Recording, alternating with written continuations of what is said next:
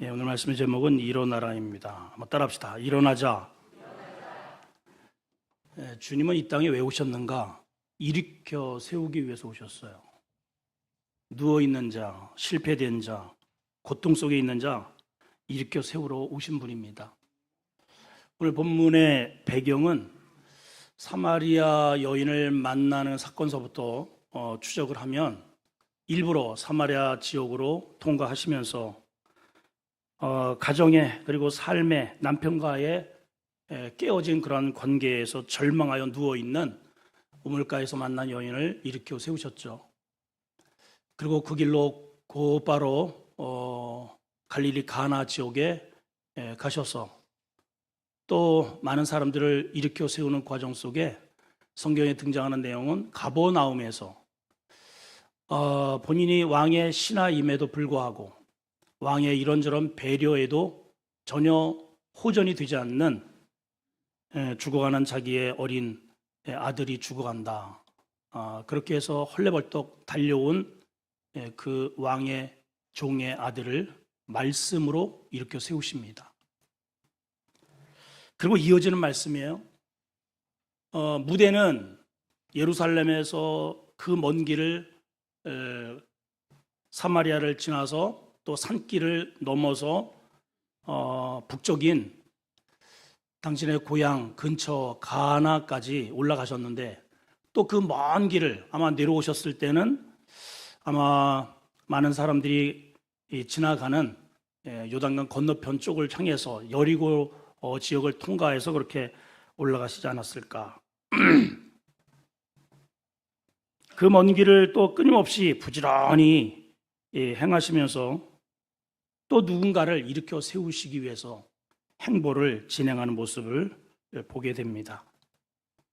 오늘도 주님은 이 자리에 실패로 때로는 낙심으로 좌절로 앉아있는 우리를 일으켜 세우러 이 자리에 오셨음을 믿으시기 바라요.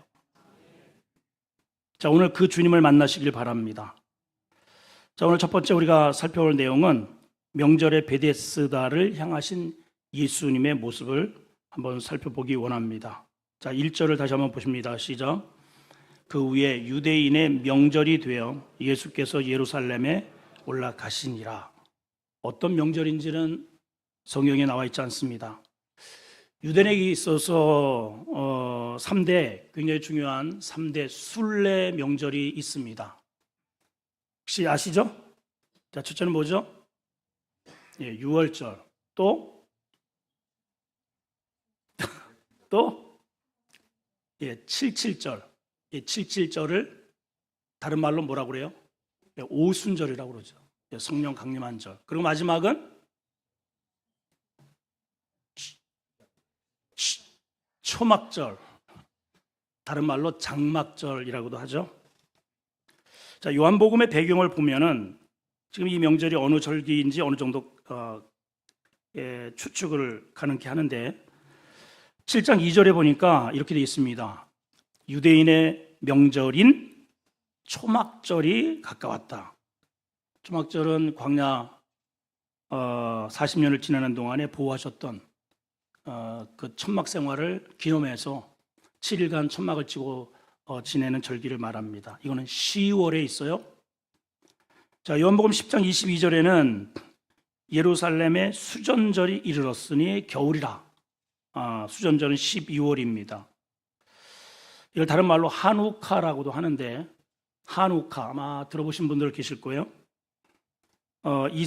이방의 신숭배로 인해서 더럽혀진 성전을 정화하여 기념하는 날로 성전 봉헌절 또는 한우카, 수전절 다 같은 의미로 사용이 됩니다. 이거는 12월에 지냅니다. 그리고 이제 11장과 12장에 가면은 6월절이 소개가 되어 있어요. 11장 55절 한번 읽어봅니다. 시작. 유대인의 명절이 6월절이 가까우며 많은 사람이 자기를 성결하기 위하여 6월절 전에 시골에서 예루살렘으로 무수히 올라갑니다. 6월절은 우리가 잘 아는 대로 3월에서 4월경 이것을 유대인들은 첫 번째 원력으로 삼죠. 자, 이제 빠진 게 뭐가 있을까요? 여기 나오니까 초막절이 나와 있고 수전절이 나와 있고 6월절이 나와 있는데 빠져 있는 게 77절이 빠졌네요. 아마도 이 절기가 77절. 왜 77절이냐? 우리로 본다면 맥주 감사주일이죠. 초실절. 첫 열매를 하나님께 드린 다음에 7주를 셉니다. 그래서 7 곱하기 7, 77이 49가 되는 그 다음 날을 잡아서 유대인들은 그날을 일컬어서 완전수죠. 성령 강림절 또는 77절. 그래서 나팔을 불고 온 성회로 모여서 하나님께 영광을 돌렸던 절기이기도 합니다. 77은 본래 모세가 시내산에서 하나님으로부터 율법을 받은, 그래서 받으면서 제정된 절기, 시내산 언약의 절기이기도 합니다. 자, 우리로 본다면 이 날이 어떤 날인가? 교회가 생성된 날이죠. 오순절 마가 다락방을 통해서 성령이 임하시면서 이 땅에 신약의 교회가 태동된 그야말로 놀랍고도 놀라운 회복의, 은혜의, 구원의 그러한 절기로 시작되는 날이 바로 이 77절이에요. 자, 주님은 수많은 무리들과 함께 섞여서 예루살렘으로 제자들과 함께 올라가십니다. 자, 절기가 되면 우리나라도 마찬가지고 여기 명절이라는 표현을 썼어요. 명절이 되면 이들에게 있어서는 이것이 명절이죠. 우리에게도 구정, 추석 등등 명절이 되면 어때요? 나라 한파기. 어때요? 나라 한파기. 대답을 하네. 어때요? 나라 한파기. 네, 시끌시끌해요. 들떠 있죠, 그죠? 들떠 있죠, 그죠? 어저께 무슨 일이 있었나 봐. 명절이 되면 들떠 있어요. 여러분들을 이 본문 속으로 제가 끌어오고 싶어서 그런 거예요. 집중을 좀 하시고. 명절이 되면 사람들이 다 들떠 있어요. 이제 고향으로 가고자 하는, 예루살렘으로 가는 사람들은 기대심으로 들떠 있고, 고향에 있어 예루살렘의 주둔에 있는 그 사람들에게는 수많은 사람들을 맞이하는 손님마저로 들떠 있는 거죠. 특히 장사하는 사람들은 더더군다나 말할 것도 없고. 자, 예수님이 이 행렬에 껴셔서 예루살렘으로 올라가십니다. 모든 사람들의 목적은 이 날이 어떤 날이라고요? 하나님으로부터 율법을 수여받은 하나님의 백성으로서 오늘 신약으로 본다면 교회가 태동되고 성령이 강림한 날, 이 날을 기념하기 위해서 뭔가 하나님으로부터 신비로운 에너지와 능력과 회복을 기대하고 올라가는 겁니다. 자, 주님이 그러면 예루살렘에 올라가셔서 어디로 가셔야 오를까요? 하나님이 말 그대로 하나님이 계신 곳, 예루살렘 성전 안, 그렇죠? 성소와 지성소를 향해서 가셔야 되는데 글로 안 가셨네요. 글로 안 가시고 2절을 봅니다. 시작. 예루살렘에 있는 양문 곁 히브리 말로 베데스다라 하는 못이 있는데 거기에 행각이 5이 있다. 주님이 행하신 곳, 발걸음을 재촉하신 곳은 양문것. 왜 양문이라고 하냐면 양들이 왔다 갔다 하는, 그러니까 지저분한 곳이에요. 늘 양의 똥들이 있고 짐승들이 다니는 그러한 문으로 가셨는데 그 옆에 어떤 못이 있느냐면 베데스다라 하는 연못이 있는데 그쪽으로 가셨다는 거예요. 지도를 한번 보시고, 지금은 이제 많이 그 흔적이 사라졌는데 베데스다가 어디쯤 되는지는 여러분들이 한번 이렇게 머리로 상상을 하시면서 성경을 본문을 보시는 게 좋습니다. 자, 베데스가 저 표시돼 있죠? 그러니까 예루살렘에서도 바깥 예루살렘 저기 전부 다 이렇게 큰 성벽이 나중에 헤롯이 크게 확대된 그런 곳이고, 지금 약간 분홍색으로 되어 있는 건 예루살렘 성전이고, 예루살렘 성전 그 저 바깥에 북쪽 쪽으로 되어 있는 곳이 베데스다 연못입니다. 그러니까 외곽 지역이라는 것을 일단 알 수 있겠어요.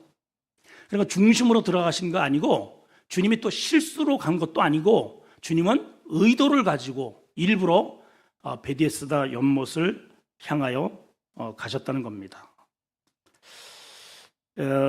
베데스다는 다른 말로 스데반 문이라고도 해요. 과거에 스데반 집사님을 저쪽으로 끌고 가서 돌로 쳐 죽인 그런 곳이기도 하고, 또 거기에는 양쪽에 벽 좌우에 사자의 부조가 이렇게 그려 있어서 사자의 문이라고도 부르기도 합니다.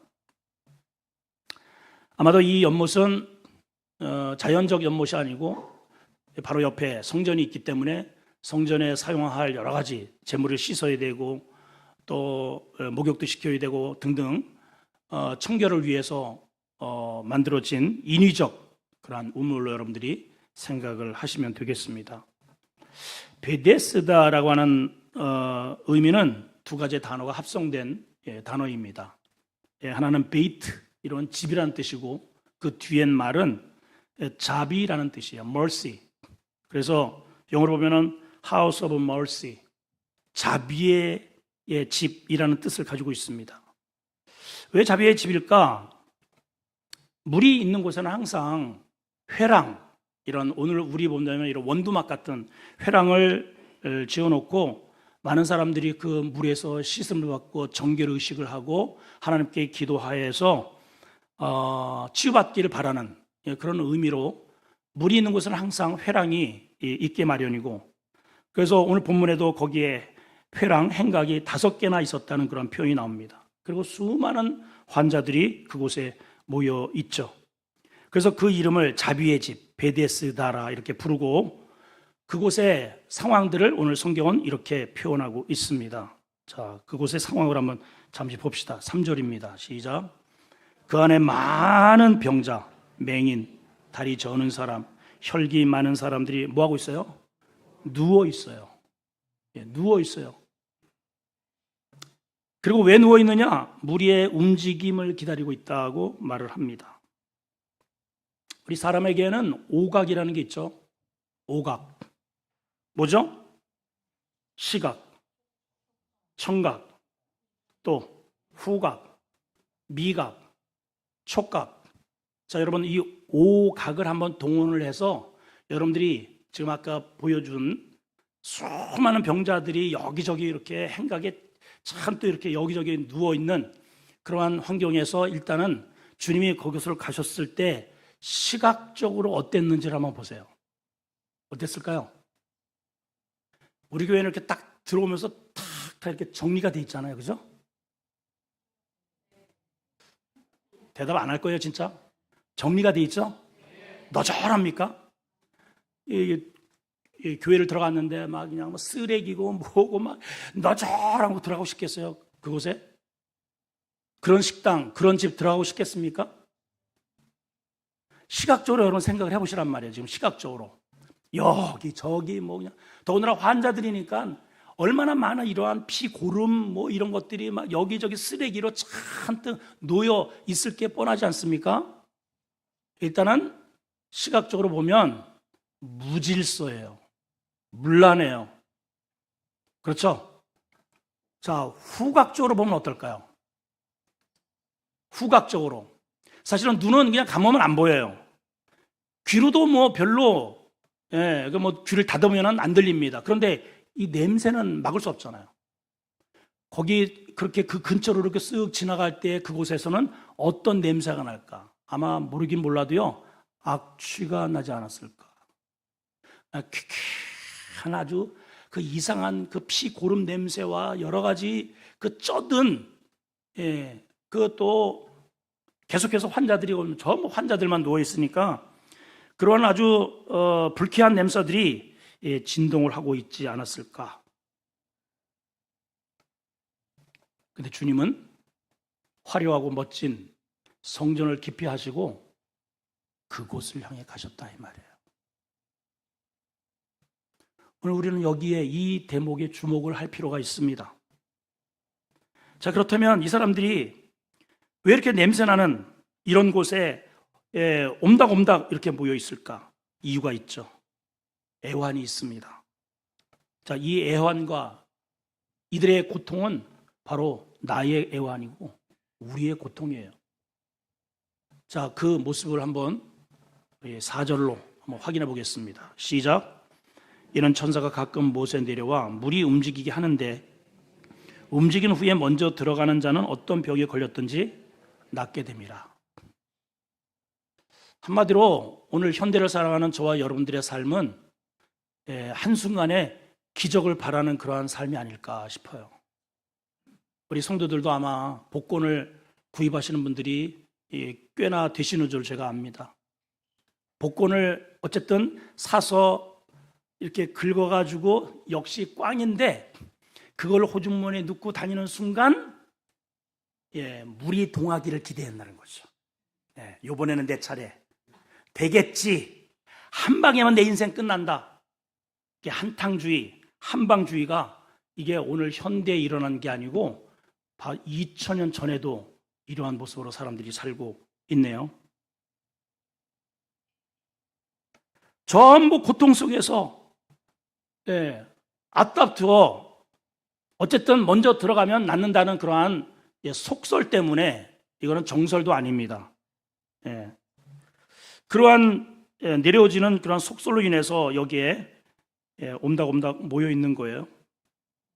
베데스다는 이름은 멋들어집니다. 자비의 집. 근데 이곳에 자비가 있을까요? 여러분 분위기를 한번 상상을 해보세요. 자비의 집이라고 써 있습니다. 여러분 이곳에 자비가 있나요? 배려심이 있을까요? 누구에겐가 내 자리와 나의 기득권을 이렇게 양보하는, 도와주는 그런 미덕이 이 안에 존재할까요, 여러분? 아닙니다. 서로가 아픔 속에 있으면서도 전부 경쟁자들이에요, 경쟁자들. 저 사람이 나보다 먼저 들어가면 안 돼.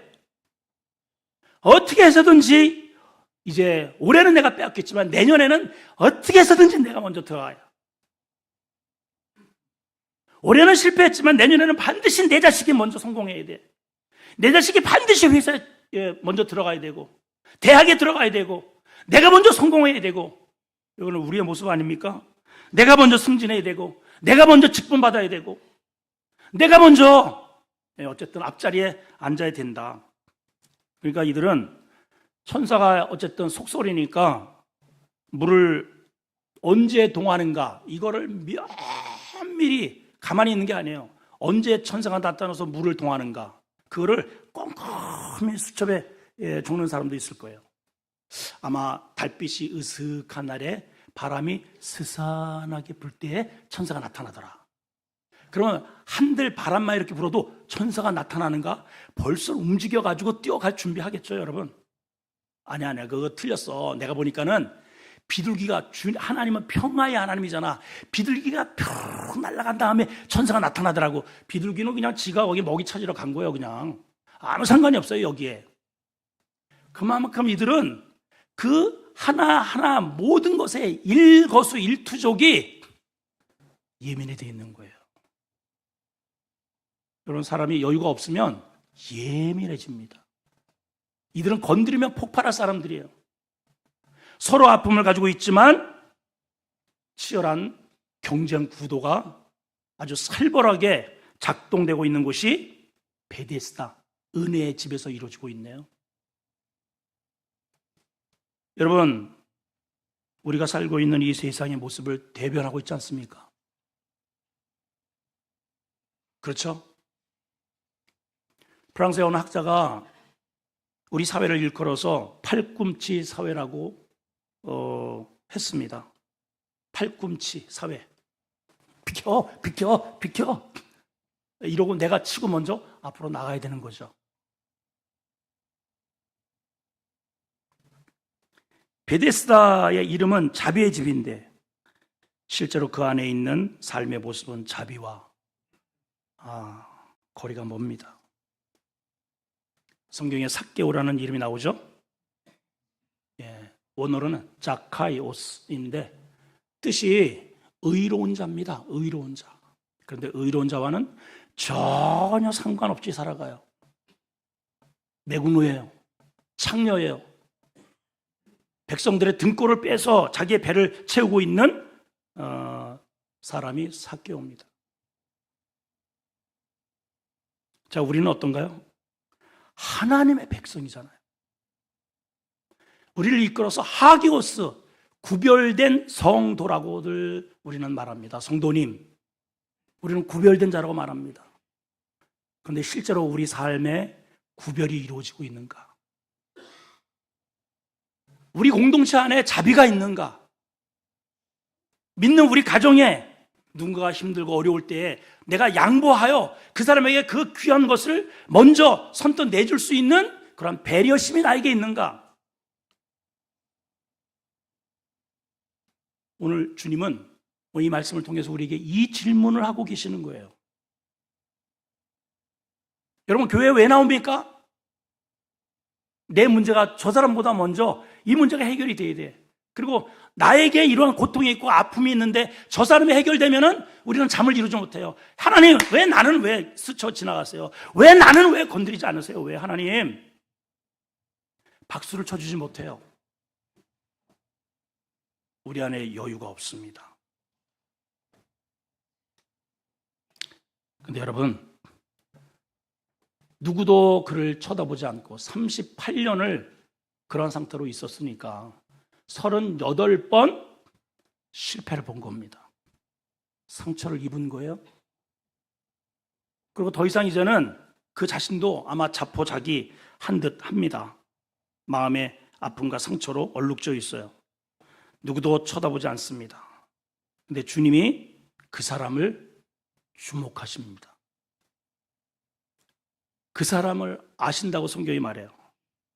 자, 5절 6절 한번 봅니다. 시작. 거기 38해 된 병자가 있더라. 예수께서 그 누운 것을 뭐하고 보시고 병이 벌써 오래된 줄을 뭐하고 아시고,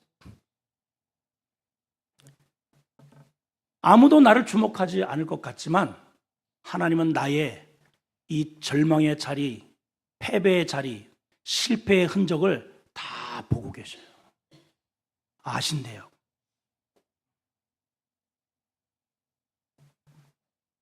오늘 우리가 성일입니다. 성일. 이제 기독교의 대명절인 성탄절을 앞두고 있는데 많은 사람들이 성탄절이 되면 관심이 뭘까요?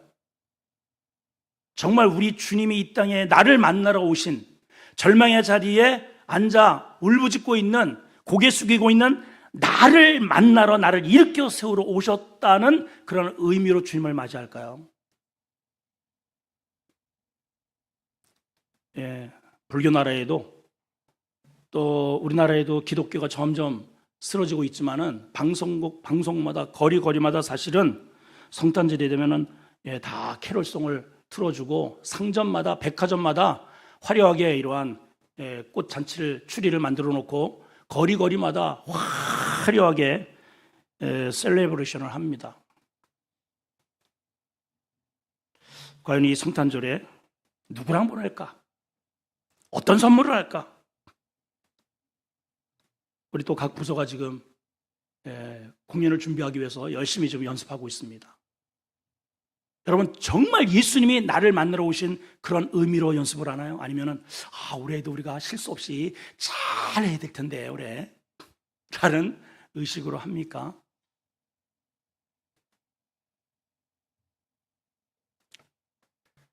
주님의 관심은 예루살렘 성전에 지금 화려하게 이루어지고 있는 그런 멋들어진 그런 예배가 아닙니다. 주님은 일부러 냄새나고 볼상사납고 너절한 그러한 베데스다로 가셨어요. 주님의 관심은 낮은 자리에 있다는 거죠. 우리 안에는 거절당한 자들이 많아요. 38년 환자처럼 그 자리를 떠나지도 못하고 물이 동하기를 기다리면서, 이 물이 동한다는 게 뭡니까? 정치적으로 보면 이제 선거철이잖아요. 물이 동하잖아요. 지금 보세요. 먼저 누군가가 뛰어가야 됩니다. 경제적으로 보세요. 경제의 어떠한 흐름이 한번 있으면은 먼저 어디에다가 뭐라도 하나 잡아놔야 되죠. 아파트라도 잡아놔야 되고 땅이라도 한마디 잡아, 어쨌든 먼저 선수를 쳐야 미래가 보장되니까. 물이 동한다는 게 그거예요. 시험철이 되면은 엄마 아버지들이 난리도 아닙니다.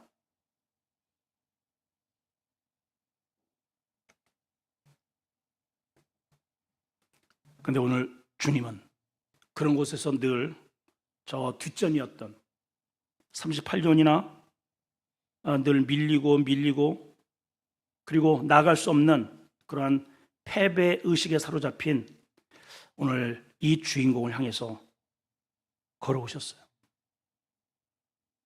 우리에게 오신 겁니다. 여러분 안에 오늘 상처가 있고 아픔이 있다면, 그리고 누구도 지금까지 나를 주목하지 않은 그러한 실패 의식으로 가득 차 있다면 오늘 주님이 그러한 나에게 다가오셨다는 사실을 믿으시기 바랍니다. 믿으시기 바랍니다. 그래요. 이게 기독교의 핵심이고 본질입니다. 자, 주님이 오셔서 그냥 쓱 이렇게 보시고 아시고 지나간 게 아니에요. 주님이 보셨을 때는, 주님이 그런 나를 보셨을 때는 나에게, 오늘 주인공은 납니다. 그런 나에게 도전을 주십니다. 자, 주님의 도전의 메시지를 한번 보실까요? 이르시되 내가 낫고자 하느냐? 주님의 말씀이에요. 따라합시다. 내가 낫고자 하느냐? 도전의 말씀이에요. 도전. 주님이 나에게 도전을 하셔요. 지금 내가 그 실패의 자리에서 일어나기 원하느냐? 이 말이죠. 너의 그 악취나는 환경에서 벗어나기를 원하느냐? 너의 그 지긋지긋한 가난에서 벗어나기 원하느냐? 그 뜨뜻미지근한 신앙에서 이것도 아니고 저것도 아닌 상황에서 벗어나기 원하느냐? 우리에게 도전을 주신단 말이죠, 지금. 자, 그러면 병자가 뭐라고 대답을 해야 될까요? 내가 낫기를 원하니? 주여, 낫기를 원합니다. 이렇게 대답을 하는 것이 당연할진데 병자가 그렇게 대답을 안 하고 엉뚱한 말을 합니다. 자, 7절입니다. 시작. 병자가 대답하여 하되 주여, 물이 움직일 때 나를 못에 넣어주는 사람이 없어 내가 가는 동안에 다른 사람이 먼저 내려갑니다. 주님, 제가 낫기를 원합니다. 이렇게 단순하게 딱 대답을 하면 좋으련만 그의 마음속에 여유가 없네요. 왜 이런 대답을 할까요? 그 대답 속에는 그동안에 38년 동안 이 자리를 지키기는 했지만은 주변 사람들에 대한 원망이 가득합니다. 안타깝게도 이러한 모습이 저 교회 밖에서도 물론 있겠지만은 교회 안에서 교회 가족들 때문에, 목회자 때문에, 심지어는 또 아무 때문에 이렇게 이러한 상처로 얼룩져서 마음을 굳게 닫고 이렇게 정상적으로 물어봐도 그 정상적인 대답을 못하는 사람이 많아요. 저쪽 교회에서는 나를 도와주는 사람이 하나도 없었어요. 다 삔찌 높디다. 여기도 그럴 거죠? 이런 식으로 38년이라는 세월 속에 그 축축하고 냄새나는 곳에서 청춘이 다 지나갔네요. 여러분, 태어나자마자 데려다 놨어도 40이 다 된 나이 아니에요? 그렇죠. 꿈도 희망도 미래도 다 떠나갔습니다. 도와줄 사람도 없습니다. 가족도 버렸어요. 주변에는 전부 경쟁자들 뿐입니다. 그러다 보니까 세월이 갈수록 마음에 새겨지는 것은 상처만 계속해서 깊이 파여가고 있습니다. 이거는 선착순의 논리가 지배되고 있는 우리 현대를 살아가는 저와 여러분들의 삶의 민낯을 그대로 주님이 보여주고 계십니다. 모두가 다 그런 자리를 피해서 코를 막고 시선을 외면하고 지나가 버릴 때 주님은 일부러 그 자리를 향해서 찾아가셨어요. 여러분, 예배가 뭔지를 오늘 여기서 깨달으셔야 됩니다. 예배는 이렇게 화려하게 아름답게 화장하고 앉아서 설교 한 편 듣고 쪼르륵 돌아가는 게 예배가 아니라는 거예요, 여러분. 진정한 예배는 삶의 예배라는 거죠. 삶의 예배. 그래서 로마서에도 너희 몸으로 하나님께 거룩한 산 제물이 되게 해라. 그게 너희가 드려야 할 영적 예배니라 그러셨어요. 여러분, 우리 예배 드리고 가면 예배입니까? 아니라는 거예요. 여러분들이 교회 와서도 가장 우리 교회에 낮은 자리가 있어요. 거기가 어딜까요? 쓰레기 치우는 곳이에요. 화장실 청소, 쓰레기 분리, 뭐 이런 제일 낮은 곳, 제일 가기 힘든 곳, 붕어빵 굽는 거, 아니 이렇게 차려입고 와가지고 해주는 밥 먹고 대접받고 다음 주에 또 오세요. 다 누구나 다 이렇게 대접받고 싶어 하죠. 근데 그거는 교회 와서 저 예루살렘에 갔다가 나 이번에 절기 지키고 왔다 하는 거예요. 그러나 저쪽에 웅크리고 있는 정말 주님의 은혜와 긍휼이 필요한 그들은 울부짖고 있겠죠. 오늘 이 절기의 주인공이 누구냐? 예수 그리스도가 주인공입니다. 주님이 교회, 지금 오늘 이 77절이 교회가 태동하는 날 아니에요? 예수님이 활동하시는 날 아니에요? 그러나 저 예루살렘, 화려한 의식이 이루어지는 예루살렘에는 이런 게 없어요. 자비도 없어요. 저들은 여기에 와보지도 않아요. 관심도 없어요. 지나갈 때 코를 막고 지나가. 여러분, 우리의 관심이 어디 있나요? 여러분들 관심이 어디 있냔 말이에요, 여러분.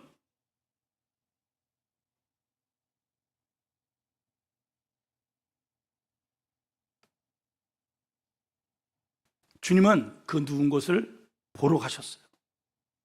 오래된 것을 아셨어요. 누구도 한 번도 와서 손을 만져주거나 가족들조차도 위로의 따뜻한 손을 잡아준 적이 없습니다. 주님이 그에게 다가가셔서 내가 너를 안다. 낫고자 하길 원하느냐? 그리고 그 손을 붙잡아 일으켜 세우십니다. 자, 주님의 선언을 한번 보실까요? 8절입니다. 시작. 예수께서 이르시되 일어나 내 자리를 들고 걸어가라. 따라합시다. 일어나자. 다부지기 좀 해봐요. 일어나자. 오늘 여러분, 내가 지금까지 이 정도면 됐지 하고 안주하고 있는 그 자리가 어떤 자리인지를 여러분 보셔야 됩니다. 일어나셔야 돼요. 일어나셔야 됩니다. 여기 일어나 가라, 일어나 가라라고 하는 이 원어가 미사라는 단어거든요. 메사, 소명을 주시는 거예요. 가라, 일어나라, 걸어가라. 이 선언은 38년 된 이 환자에게 있어서의 작은 부활이에요. 개인의 부활의 날이에요. 여러분, 예수님을 만나는 그 순간 우리에게 누구에게나 부활이 일어납니다. 죽음에서 일어나는 거예요. 안질베이가 일어서는 거예요. 지지부진한 그러한 신앙의 자리에서 일어서야 됩니다. 언제까지 나를 누군가 이끌어 주기를 바라고 전화해 주기를 바라고 나오라 나오래서 억지로 이 자리에 끌려 나오는 듯한 그러한 신앙을 하겠냔 말이죠. 주님을 만나면 이 사람의 이러한 이 마음 가운데 그 아픔이 뭐예요? 나를 저기에다가 집어넣어 줄 사람이 없다는 게 문제잖아요. 여러분, 누군가가 사람을 의지하지 마세요. 사람은 의지할 게 못 돼. 여러분, 목사도 믿지 마세요. 오로지 믿음의 대상은 우리 주 예수 그리스도 한 분이에요. 사람이 나를 저기다 밀어 넣을 필요가 없어요. 그거는 속설이에요. 전설이에요. 오직 우리를 일으켜 세우실 수 있는 분은 예수 그리스도 한 분입니다. 오늘 결론이 뭐라고 되어 있습니까? 일어나 네 자리를 들고 걸어가라. 이 놀라운 선포 한마디에 그가 반응을 하기 시작합니다. 그랬더니 9절에 뭐라고 되어 있어요? 그 사람이 곧바로, 여러분, 그 다음날 난 것도 아니에요. 한 달 뒤에 난 것도 아닙니다. 지난번에 어떤 낯선 사람이 나보고 일어나 걸어가라 했는데 좀 힘이 좀 생기는 것 같으네.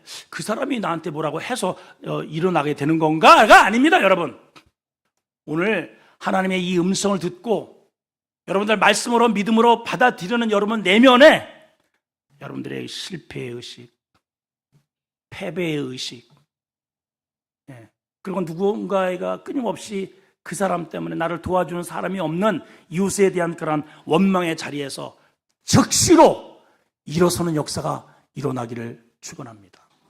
즉시입니다, 여러분. 여러분 뭐라고 돼 있어요? 곧바로 나와서 자리를 들고, 이 자리는 어떤 자리? 냄새나는 자리, 원망의 자리, 38년이나 운을 바랬던 자리. 하나님을 믿는 것은 운이 아니에요, 여러분. 팩트입니다. 사실입니다. 하나님의 말씀은 살았고 운동력이 있어. 좌우에 날이 서 있어요.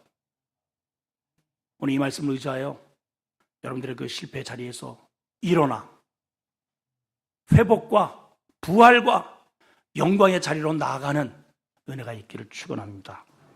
하나님 아버지, 오늘 38년 된 환자의 이야기는 나의 이야기, 우리의 이야기입니다. 주님은 절기 때에 예루살렘 성전 안으로 들어가서 기도하기에 앞서, 하나님 앞에 예배하기에 앞서 먼저 베데스다로 가셨습니다. 이름은 베데스다.